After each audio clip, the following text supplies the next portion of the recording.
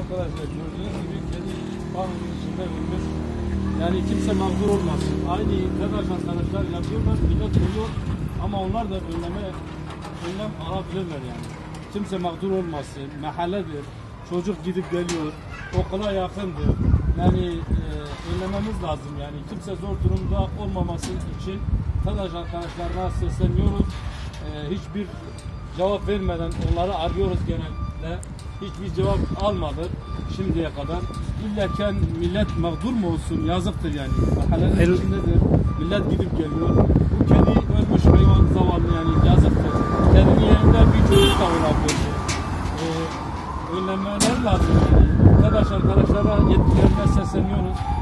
Önlemeler lazım. Yazıktır yani. Mahalledir. Okula yakındır. Bu mahalle arasındaki panodur. Okula yakındır. Arkadaşlar yapıyor, millet duruyor ama onlar önlemeler lazım. Yazıktır yani, günahtır.